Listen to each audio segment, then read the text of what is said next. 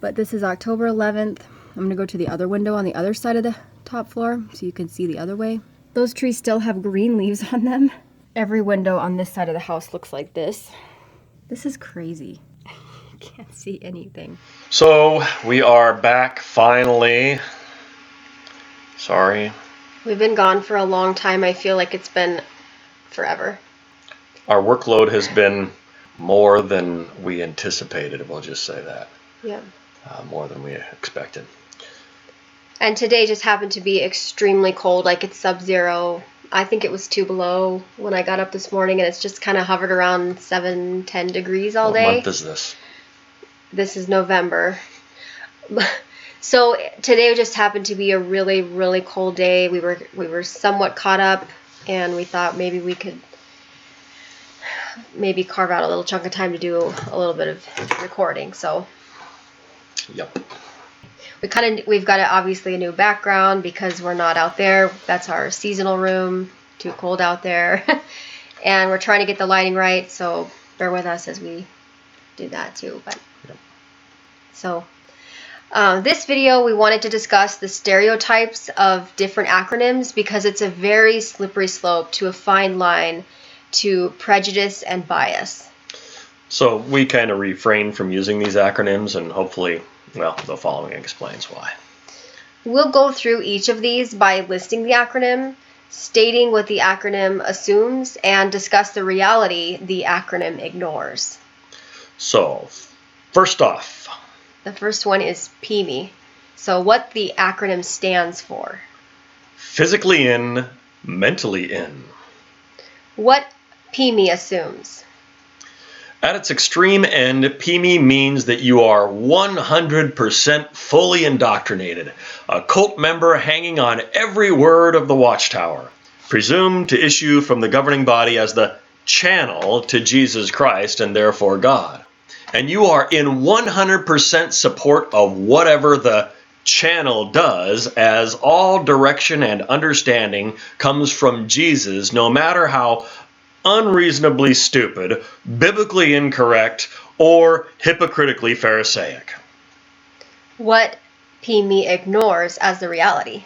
The reality is, the only ones who fit this extreme definition of PIMI are the sycophants that have such an inferiority complex, they will give up anything, including the wholesale barter of their integrity, just to gain or maintain some hierarchical authority. So they will credulously believe anything as long as it keeps them in their position of glory from men. However, PIMI ignores the fact that the average Jehovah's Witness doesn't believe everything that comes out in the literature. And in some ways, the acronym PIMI actually helps perpetuate the same propaganda Jehovah's Witness literature promotes. Namely, that all witnesses believe everything they print because they have unity in God's Spirit. The problem is that's simply not the case.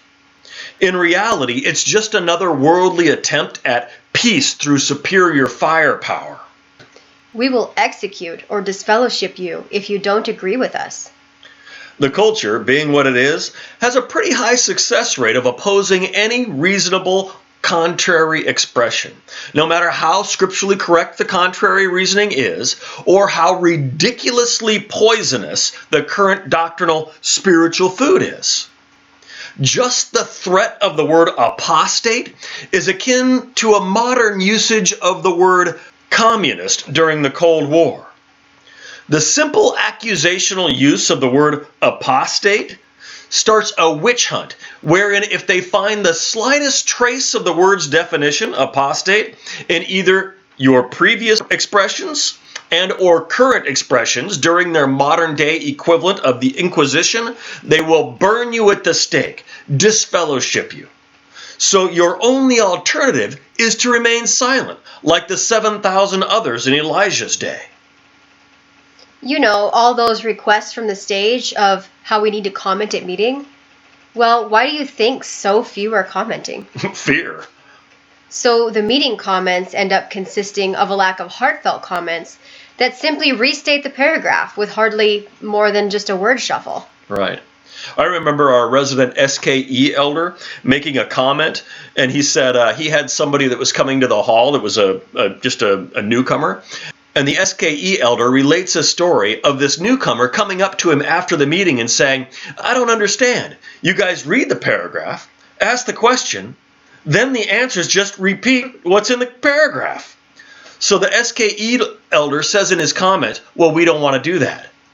Yeah, but if you don't, you will find yourself labeled as an apostate if something appears to differ in any way. In fact, he's the same elder who led our inquisition to execution. Another elder said from stage once, we don't have any of our own thoughts. We just quote the faithful slave. I remember that so well. I was just like, what, are you kidding me? Being a true apostate doesn't mean that you disagree with some incorrect teaching or dogma that they can't prove. It means you reject godly truth. The fact of the matter is that under the Watchtower's current definition, all of the prophets, including Jesus Christ himself, would be apostates because they proclaimed something opposed to God's organization of the time. But the reality is, it was God's organization that was the apostate. Sure, perhaps the prophets by definition were apostatizing from God's organization, but that's because God's organization was apostatizing from God. So you tell me which one's worse. Yeah. But that fear to speak out against God's organization is absolutely real. Yeah, overcoming that fear is a large part of what the Bible's about. And all the prophets and Jesus Christ himself had to overcome that fear of being labeled as an apostate. So until a person recognizes that, the fear of expressing anything contrary gives the appearance of fulfilling that extreme meaning of the acronym PIMI, being 100% in agreement with whatever's in print. Which brings us to the other extreme.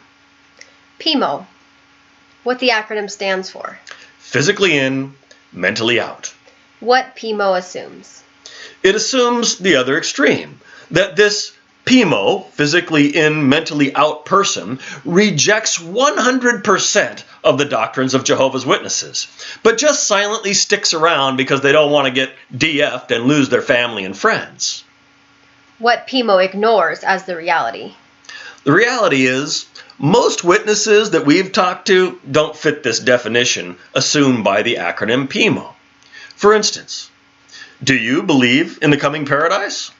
Do you believe in the resurrection? How about the Trinity? Hellfire? Or even the Bible itself? So, do you share some of the same beliefs as witnesses? Well, then you aren't truly mentally out on everything, are you?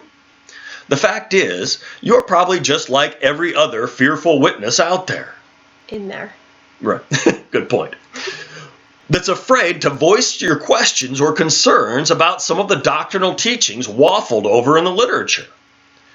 Now, true, maybe through some of those abuses that you've received from this organization, you've incurred some damage to your spiritual building of faith. We all have to varied degrees. And that's to be expected. That's what Jesus warned us about. And that's why Jesus felt so strongly against the religious leaders of God's organization in his day. And if you happen to have the bravery of the prophets, you will probably be accused of this next acronym. POMI. What the acronym stands for. Physically out, mentally in. What POMI assumes. At its extreme, POMI assumes that you are not just inactive, because you can hardly just be counted as out when you still have contact with all your friends and family. So it therefore assumes that you have admittedly been disfellowshipped for a wrongdoing in a moment of weakness. Because why else would you be out and yet still be mentally in? Right. But for whatever reason, be it discouragement or the world's distractions or whatever the case, that you haven't gotten back in yet. But you still believe 100% whatever they print as the channel from God that acts as your mediator channeling Jesus for you. What POMI ignores as the reality. Not everyone is disfellowshipped for wrongdoing. We've spent a fair amount of time these last few months on the phone with a wonderful couple that we are proud to call our friends. As well as our brothers and sisters. And they just got disfellowshipped because they had questions about child abuse in the congregation. While this storm has no doubt rattled their spiritual building of faith, causing them to re-examine their beliefs, as we discussed before, they are by no means mentally out, sharing no beliefs with Jehovah's Witnesses. Yet at the same time, neither are they mentally in, agreeing 100% with everything the organization does. Yeah, on that point, they're just like every other average witness. Yeah, except for the fact that they didn't pick up on the unspoken Jehovah's Witness societal cue of not asking questions, even though we're told that we can. Yeah, it's a scary hypocrisy. But back to the point here. We've been accused of being POMI just because we believe many of the same things that we did as witnesses. But we didn't believe those things then just because that we thought that they were the channeling Jesus for us. As if there's some mediator between us and Jesus. But because we saw with God's Spirit of truth some of the truths in the Bible that they held to. It reminds me of a quote that Brother Russell, Pastor Russell if you want to say, was credited with saying. A truth from Satan is just as much of a truth as a truth from God. Accept truth wherever you can find it. Now, some people want to give Brother Russell a hard time for that statement. But if you really listen to the humility in what he was saying, within that statement, it assumes that someone who doesn't know God at all can teach you something true, which you should accept. And the reality is that if you do, it brings down a wall that they may accept some truth you have to share. In the end, bringing you both closer to God through those truths. True. So for those accusing us of being POMI, the acronym just becomes a derogatory weapon as a scapegoat accusation by those who have tossed their faith wholesale because of the abuses they suffered. And again, we understand. That's why Jesus was so upset with the religious leaders in his day. But when we defend what we believe with Scripture, it shows that we are neither in nor out of an organization. Mm-hmm. In fact, we never were in or out of an organization. We went through this in our judicial committee. We're simply in association with those who have come to a similar belief in the Scriptures, as we've discussed in previous videos. You might compare this whole POMI thing to someone saying you're Catholic if you believe in the Bible, just because Catholics claim to use the Bible before you. Right. Are you in as a Catholic just because you believe in the Bible? And are you out of sharing any beliefs with Catholics because you aren't a Catholic? Which brings us to the final acronym we will discuss. As the one least used, POMO, or POPO. What the acronym stands for. POMO, physically out, mentally out. And since your mind is part of your body physically, it's really PO-PO, which means physically out, physically out. What PO-PO assumes? As the antithesis of PIMI, as we just stated, it assumes you no longer share anything in common with the beliefs of Jehovah's Witnesses as a religion, and you are wholly out of harmony with any of its teachings. What POPO ignores as the reality? The reality is this really even possible? Do you believe in the Bible? Do you believe you are just in the ground when you die? Do you believe the Earth is approximately 93 million miles away from the Sun, as is talked about in talks? Do you believe the Earth is a globe? Do you believe in a God? If you answered yes to any of these few simple questions, and you could be an atheist and answer yes, you share some doctrinal beliefs with witnesses, and therefore could be peg-holed as a POMI by some accuser.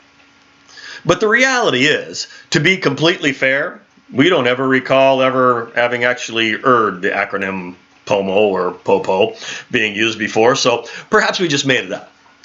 But we feel it's the most fitting because in the end, to us, all these acronyms are just a bunch of poo-poo. Now, in no way are we intending to degrade people who have used or continue to use these acronyms. But the problem is that these acronyms are too often defined by their extremes.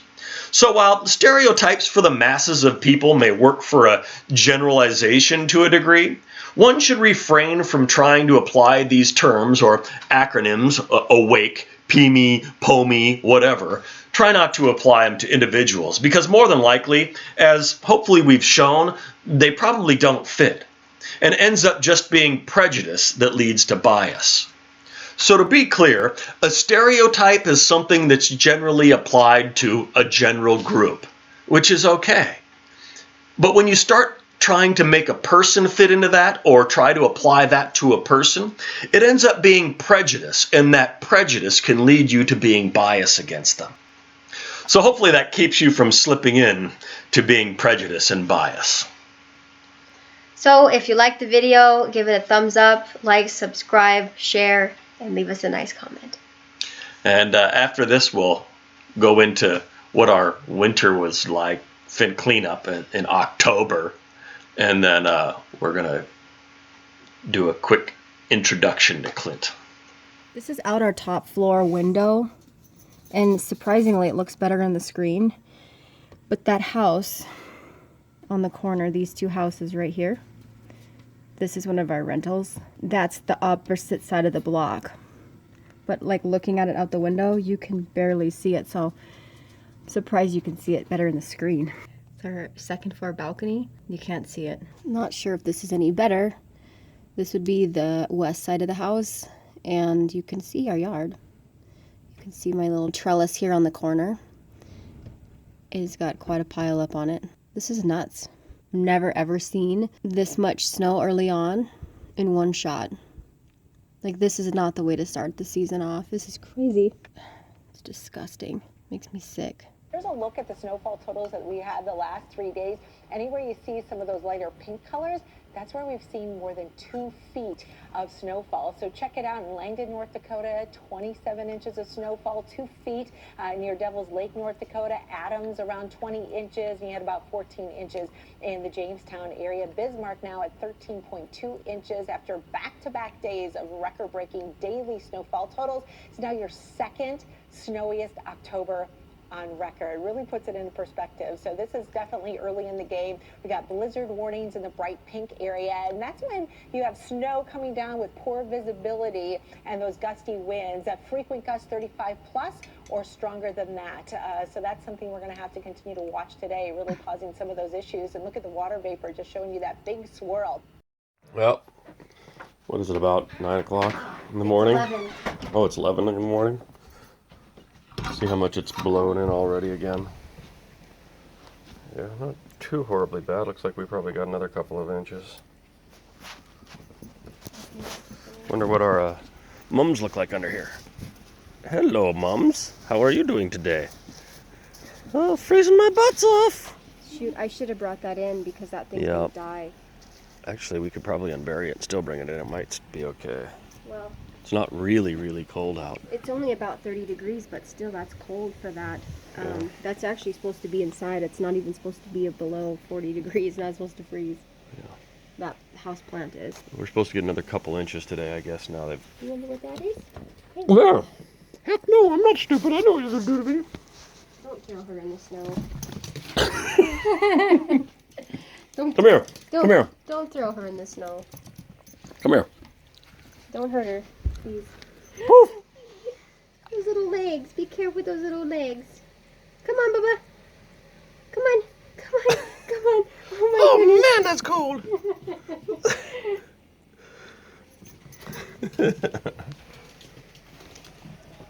Oh yeah, I know you're a stinker. You deserve it. Yes, you deserve to get harassed. You're always harassing and untying Tiffany's shoelaces and whatever else, so you deserve it. You like that snow? You like it snow? Come here. Look at that, it's piled up all the way to our fence. At one of our rentals down there, he said it was piled up as high as the fence, almost, which is 5 feet. So it's just a little bit of snow now, nothing major. And while it's snowing, it feels like it's melting at the same time. So under the tree here, I guess there's probably only like 18 inches or so. So I shoveled a spot out quick to try to get this out of here before they do that. My truck. They're having problems. They're having problems clearing the snow in town. The roads are open now outside of town, but they've posted that they want to kind of keep everybody off the streets because, you know, it's going to take probably a couple days just to clear the streets up. The street crews do a pretty good job here. They've got loaders with plows on them and whatever else. So, anyway, hopefully that's enough room to get out. If I can get into there, hopefully I don't get stuck. So after a bit of snow bahawing from around the corner there, we got across the street. I'm glad it's already starting to melt. It's not supposed to be high for the next 2 weeks of anything over 37, but that should be enough at least to move some stuff. But the problem is this is going to get heavy. This snow is heavy stuff, and usually we've got snow that you can pretty much, because it's so cold here, we've got snow that can sweep off with a broom, whereas this stuff, I mean, it's heavy junk. Not the normal for North Dakota.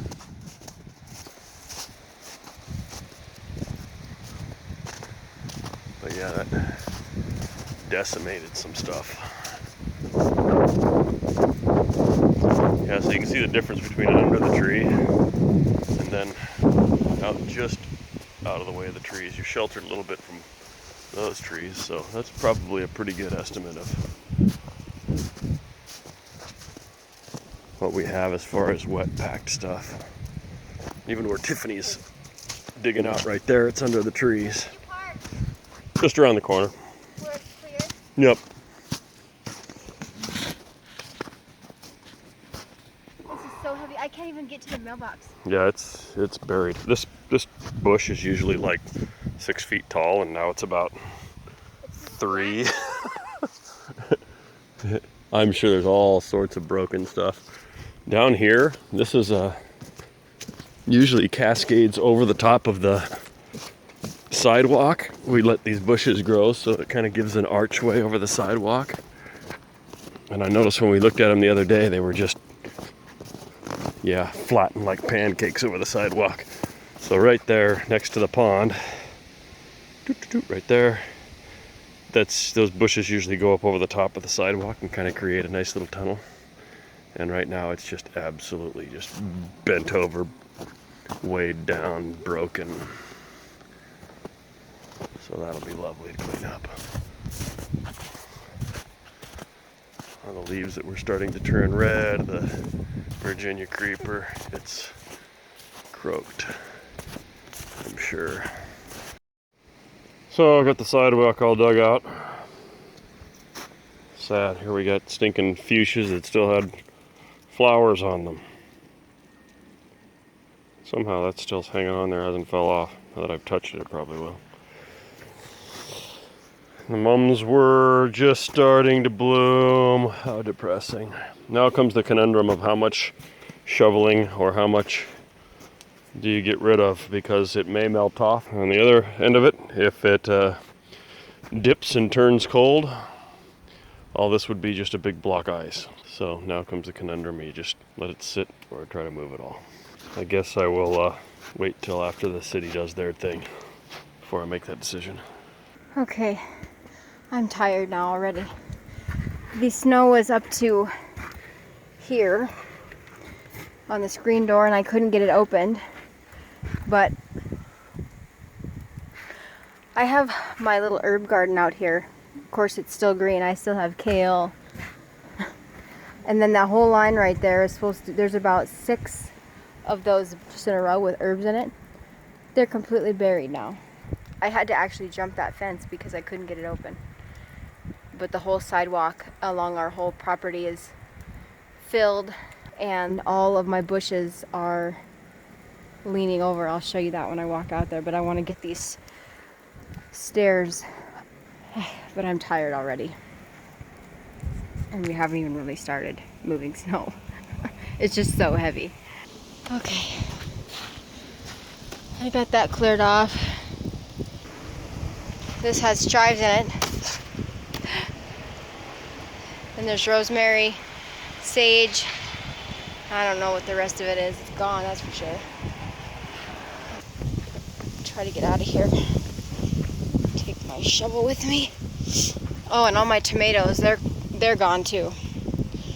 Too bad. They were so perfect too. I should have come out here and picked them all.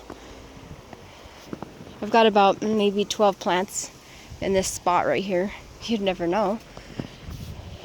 Except I told you. Now I gotta hoof it back out here. I'm gonna try to jump this fence again and I'll turn my camera back on. I'm currently standing on the sidewalk. These actually would be, you know, I'd be able to walk under these, but I had to crawl out from under there. But yeah, that's the sidewalk. So they're out plowing for us.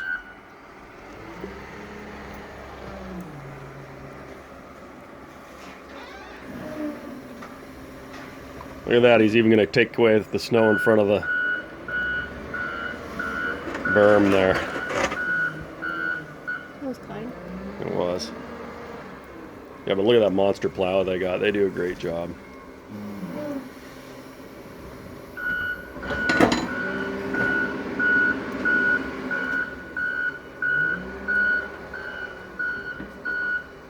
Can barely see through the trees. It's super frustrating for them because they don't have everything ready for anything.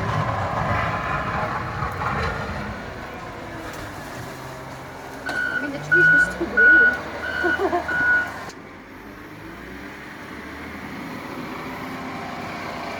I'm grateful that it's not real cold out. You know, I think it was 34 degrees, so. I mean, I'm standing out here with just leggings and a sweater on and I don't feel, I mean, it's cold, but I don't feel freezing like some days. Tiffany said it's supposed to warm up to the 40s. Would you say it was the temperature today? Weekend, 34 right now. So if we get a little rain in 40s, it'll melt a lot of this, which would be very grateful for. Yeah, they've got a monumental task though, getting rid of. So it was, the official totals were 33 inches. That's what I heard. So this is Sunday, about noonish. The DOT has cleared off the highways, but now the city has really, they worked yesterday all day and now they're working on our street. But there, you can see that there's still so much. A lot has definitely melted off, which is good. Because it was a worry. This time of year, it becomes a point to where it could very possibly not go away. There's our main street. Oh my goodness.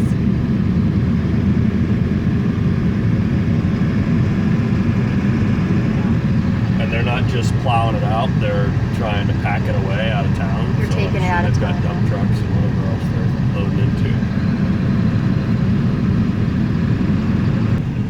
Oh my gosh. That, Holy crap. oh my god. I don't even know if I should fall behind it. Yeah, don't get yourself stuck. I'd rather you just park over there, we'll walk over.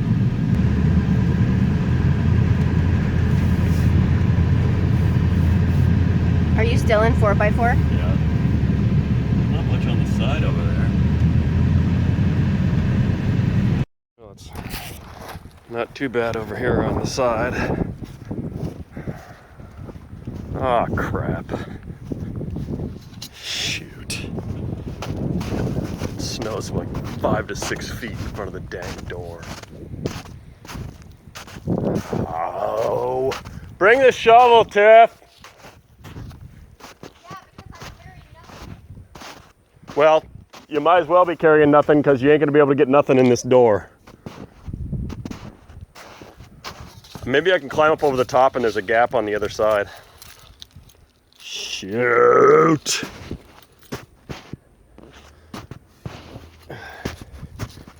See if I can walk on top of this. If I can get in the door, I can see the doorknob. Then, yeah, this is like every bit of 5-6 feet right here. It's totally burying my truck there, the 350. It's like totally bare out there. Monster berm off of that building.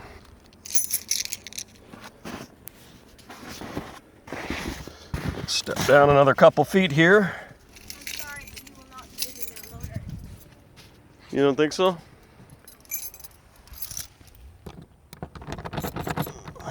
Why is my doorknob not working now? There it goes.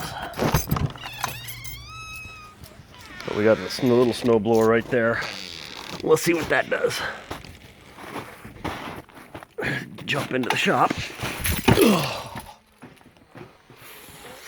Stinking A. I brought the shovel.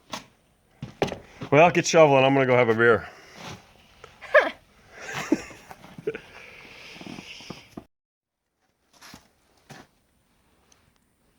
I brought the shovel. Help me in here.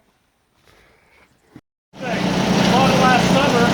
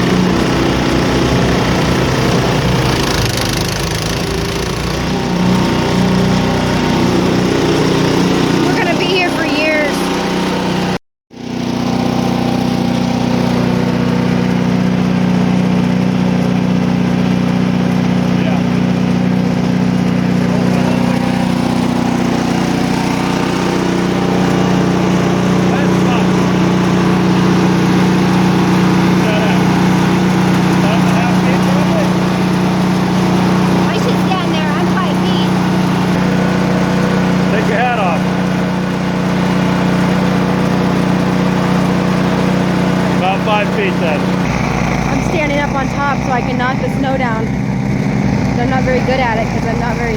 Drone footage. Drone footage? I'm not very strong. It's starting to get hard. Snow drone. You're a snow drone, Mom. Oh, this sucks.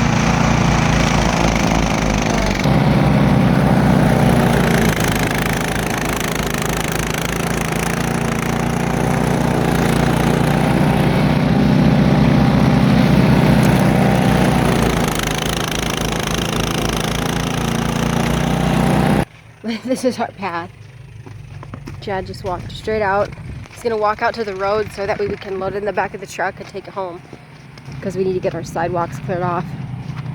But I'll turn around here and this is ridiculous. Our little loader is completely compacted. That's gonna take a while to get out. Yeah.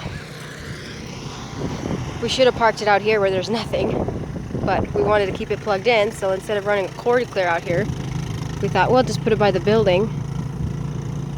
Wasn't a good idea.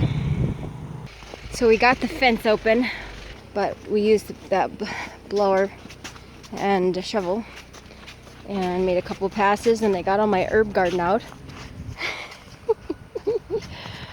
So funny. But Chad is trying to get his truck unburied. We got all this stuff from the farm before it was all blown in.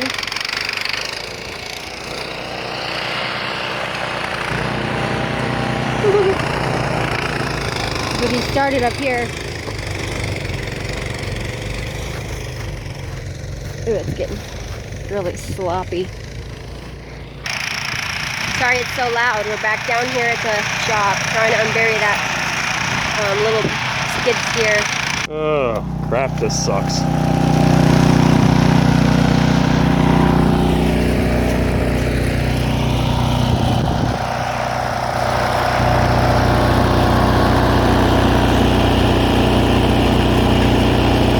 Give you an 8.0. 8.0. I'd give you a 10 if you were in a bathing suit. It's hard to video when you're working, but we got the thing started. Oh, that's cold on my sleeve. I don't know how well this thing's gonna work. The other day we fought with this thing. It's so buried. That's crazy.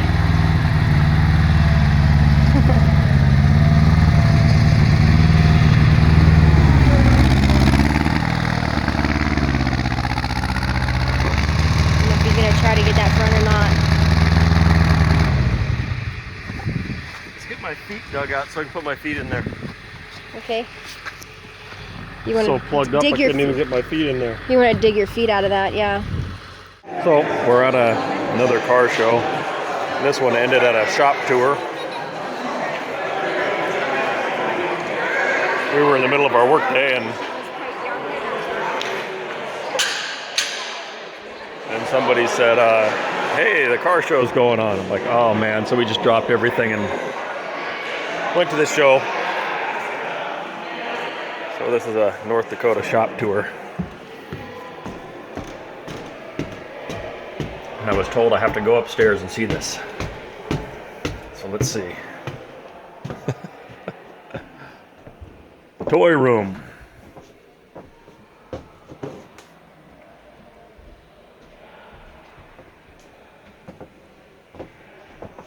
Somebody likes tractors. Wow, there's a lot of John Deere. I like that little Metro right there, I'll say that. This is cool.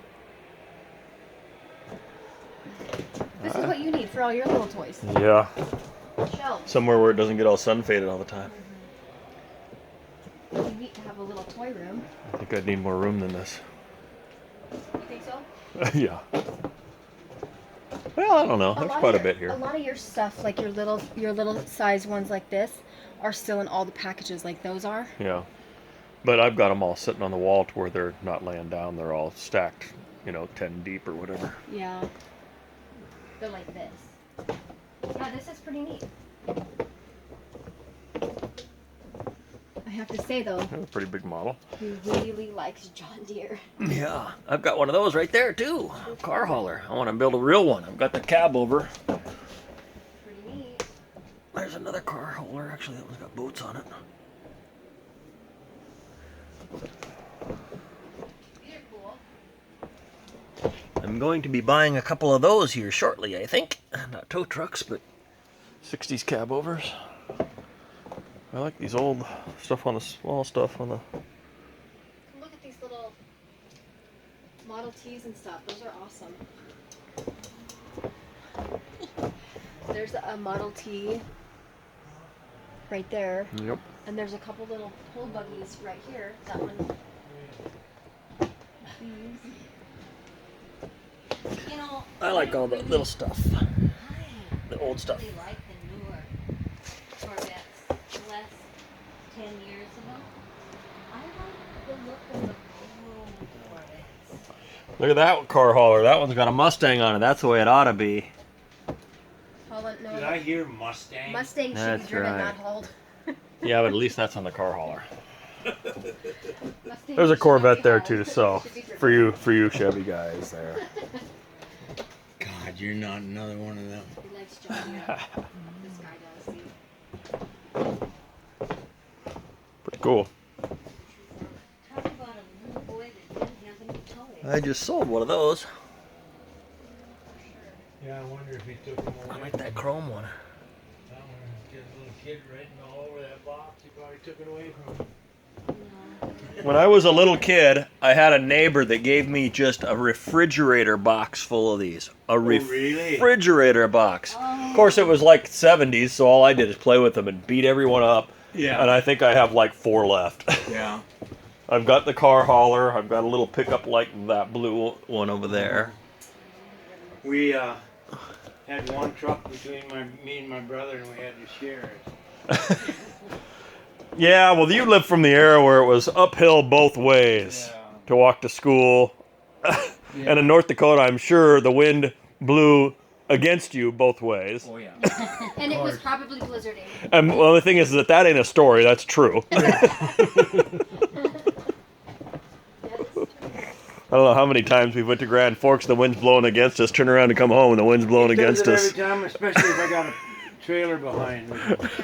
Enclosed trailer. Cab over. Did you throw away my plate, Chad? You can go get a new one if you want one. on the way back from the show, and somebody has a little damage control for us to do on this 1916 Cadillac. Oh, really? Oh, Chad said. Yeah. I should show you what the inside of the distributor looks like. I've got a Claude had a spare out there. And we're not getting sparks, so. Little compression relief valves. There's been a few family members that have used it for their renovations. But it's a beautiful car. It's always been one of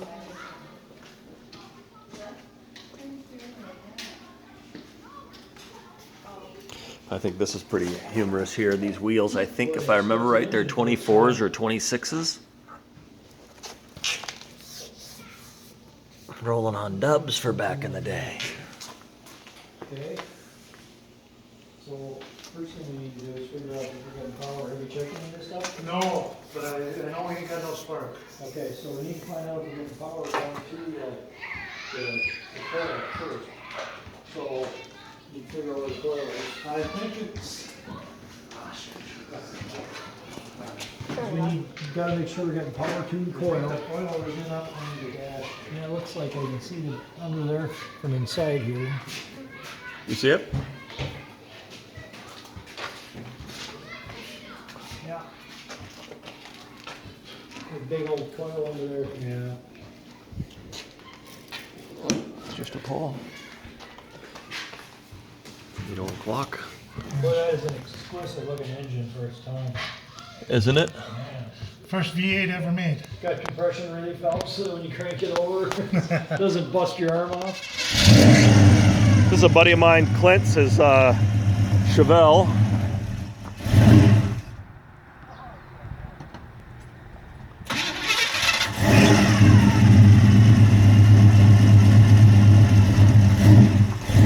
We'll go for a little bit of a ride in it. We had to run back to the shop to grab a couple of a spark tester, spark plug tester, a light tester, and we had to grab a voltmeter as well for this Cadillac. And we'll get maybe Clint to tell us a little story while he is the history of this car. If this car could talk, it would tell stories. Dad used to take me to the Dairy Queen in this car when I was a little kid. Used to have these wheels on it that had those steel, they were like a solid chrome rim with the spokes. Yep. And then they had a center thing and it spun they'd screw them on to hold the spoke on. Yep. And he'd turn on the Highway 32 and he'd punch it and the spoke basket would spin off and pass us in the ditch. You don't know how many hours we spent searching those ditches for those stupid spoke baskets.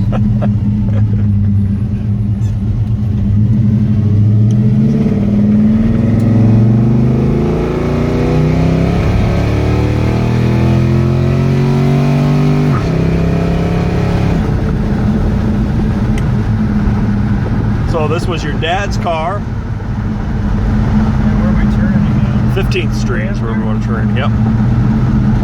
Yeah, it was my dad's car. I grew up riding in it as a kid. Restored it back in 2000. Not for me, it was for my brother at the time. And he sold it to me some years later.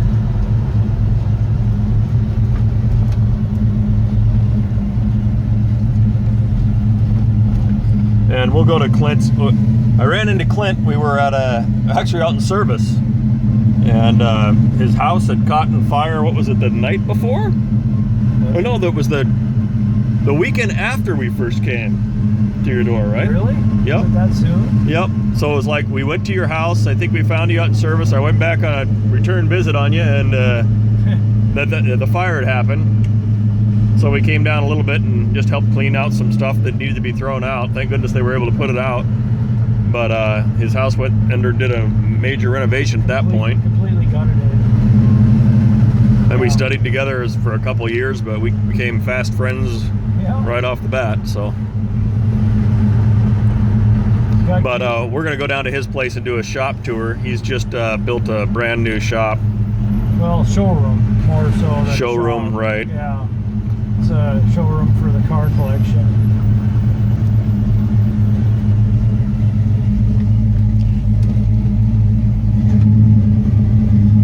we're getting to the place where the Cadillac is, so I'm going to shut this off. They couldn't help me. So we've narrowed it down to the coil's good, so it seems like The points. Daryl at Condenser. Napa, he found the contact point that would work off of the set, I think. Mm-hmm. But he couldn't find the arm piece. That one contact section looks a lot like the one that's on our Crosley. Yeah, he's got him. He's got that point. At set. CarQuest. Napa. Oh, at Napa. Oh no, okay. You said Daryl, so I thought you meant CarQuest. I get him confused. The one behind Christie's Christie's. CarQuest. Yep, that's yeah. CarQuest. Okay. You're right. Yeah, Napa's out. I just know Daryl. So That's now the how's only this come reason. off? That we gotta Sure. get this out of the way and that other, and then it'll all lift up. Oh, okay. Oh, you got to get both sides off? Yeah, I gotta take those sides. All right.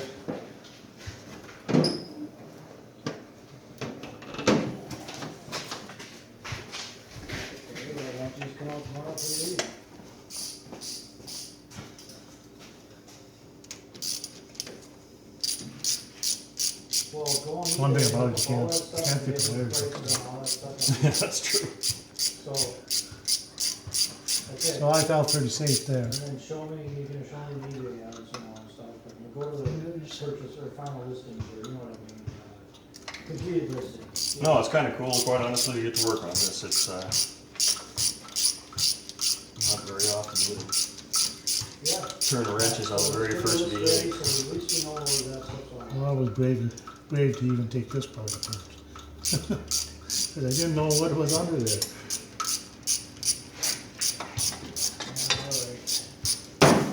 A normal distributor, that's what it looks, at least that part of it is. Oh, look at that, those plug wires screw on like a knob and tube. Yep. See that right there? Yeah, they just screw right in. I was noticing that out of those wires that came out of there, they look like knob and tube out of an old house. Yeah. Okay, you have to get this side off too in order to get that cap. Yeah, it'll lift up. Yeah, so we're gonna wanna get under and into that cap.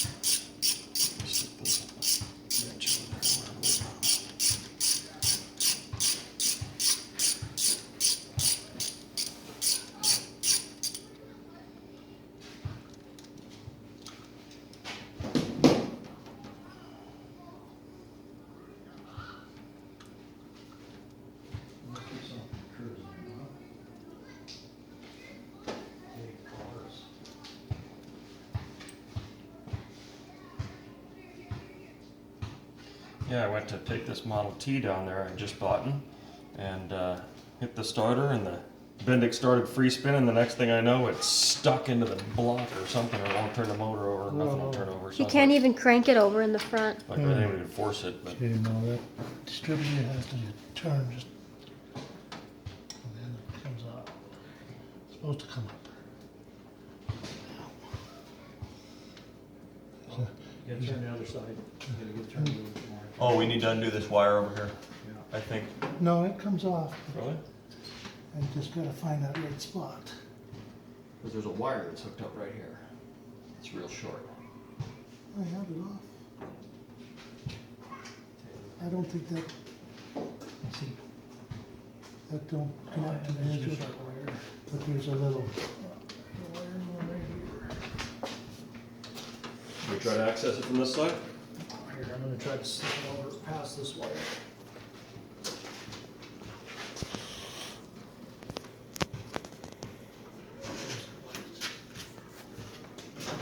Here. It's that. There's a little notch in that distributor cap on that side. It's gonna fit on. Yeah, I see that. Oh wait, there's a. Oh yeah, there you go. Right. Yep, I see. There's a little wire holding it though. Oh, yeah, I didn't take any further than that.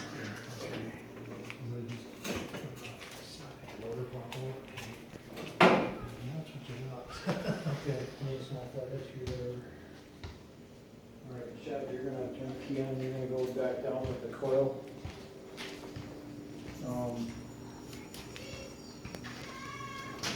to hook this back up.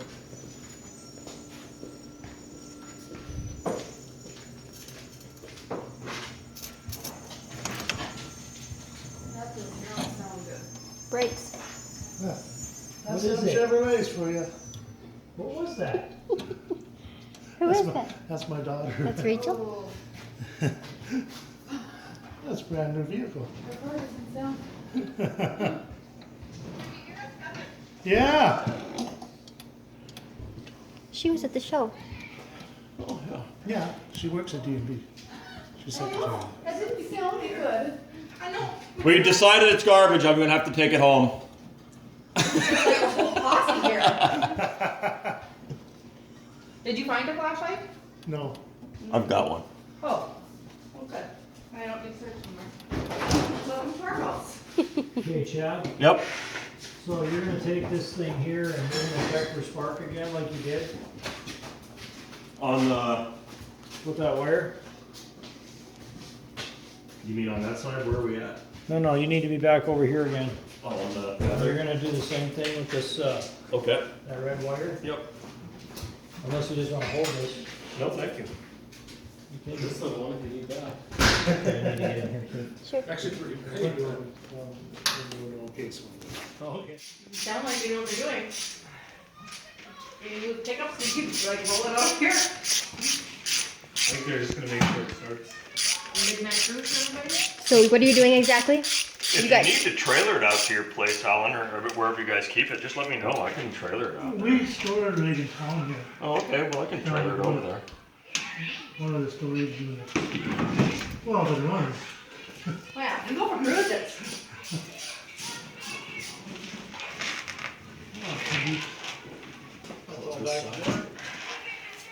There you go, Alan. Maybe it's no. Might be kinda interesting to watch that wire though. Yeah. You can see it from here. Hey, you don't need that cap on top, right? No, I don't think that is. That's No, just- it'll be fine.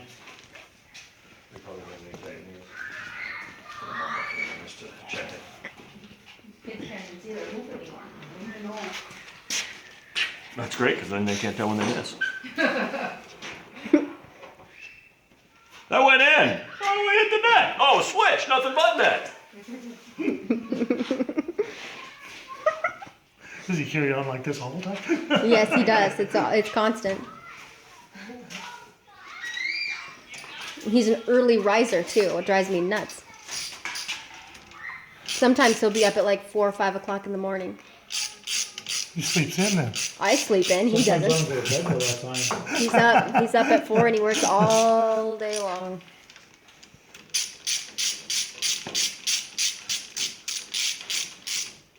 Then he won't go to bed till, midnight, 1 o'clock. Like, how do you live on 5, 6 hours of sleep? As the scripture says, you can rest when you're dead. Well, if you don't get enough sleep, you will die because something will happen. Somebody should have told Solomon that. Go ahead, fire up, you keeper. I've been recording Okay. this whole dumb conversation. I'll watch that. I'll watch that piece. Should we flip the other No, I side can up? see it good here. Well, that's the piece that went. Yeah, a lot of junk in the way. See that? There's a little tiny wire that goes around. What'd you call that, Clint? Some sort of heat dissipation. Yeah, heat dissipation coil. But it goes around and then hooks back. Weird. It's to prevent the that was wire from Brock. shorting out, from basically burning itself off, Burned off. So we just want to burp it, right? Well, you can let it run. It's all Start good. it, yeah, if it'll run, let it run, but if it quits, we know exactly what happened, because if that wire just burnt up. You ever You probably that see it before? glowing You cherry. Pump air into the fuel tank. Oh, pressurize it, huh? Yeah. No gravity feed. But then once it's running, it stays Huh. pressurized. And it siphons. Look at all those non-mosquitoes.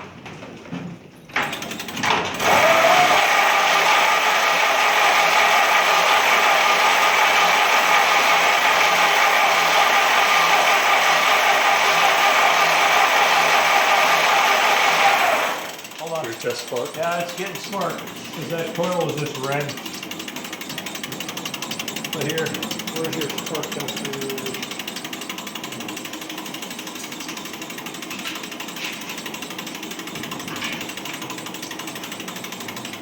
Yeah, it's one.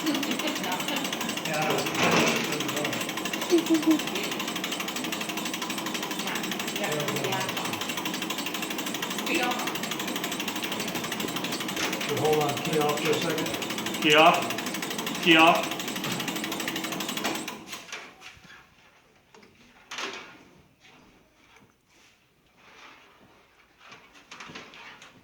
Okay, give it a crank. Yeah, she's open. Got the Key on. ignition on, right? Yeah. Getting spark. Okay. Sometimes when she starts, it takes a while. Pump that tank up.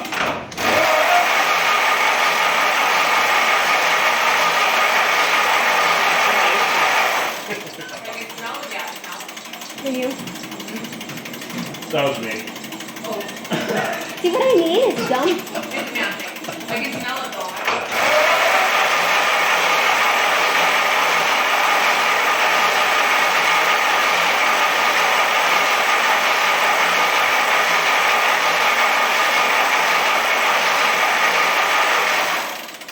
I think we should check a plug to see how wet it is. The other thing was, when I took that cap off the first time, I didn't turn it to make it come on. So I wonder if it was better turn it in timing. The timing's off, maybe? No. Turn it fast to where that notch was on. Would it be that finicky? Try that.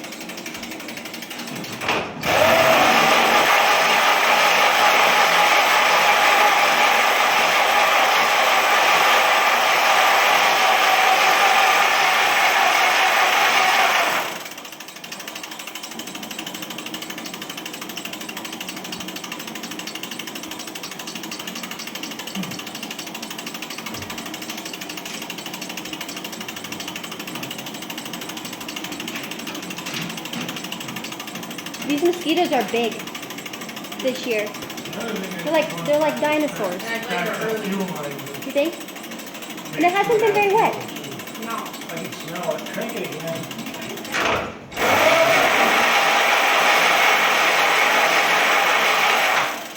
We don't have to worry about spark. We're getting spark. Now it's just a matter of Yeah, you got a heater? I don't. It's not starting to, it's kicking in. Where the heck is even the air cleaner on this thing? That's what I was wondering. I was looking Up at underneath the cowl?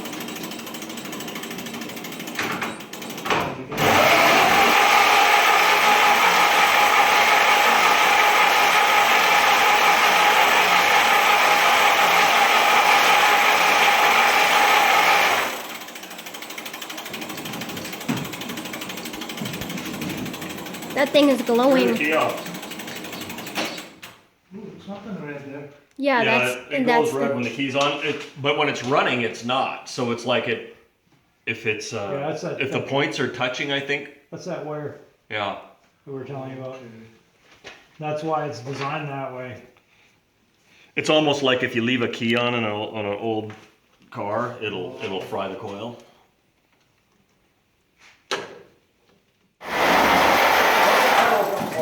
There you go. Yep.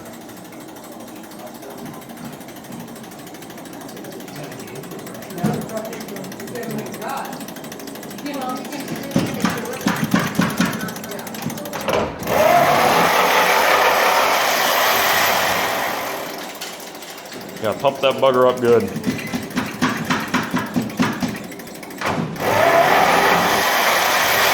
There we go.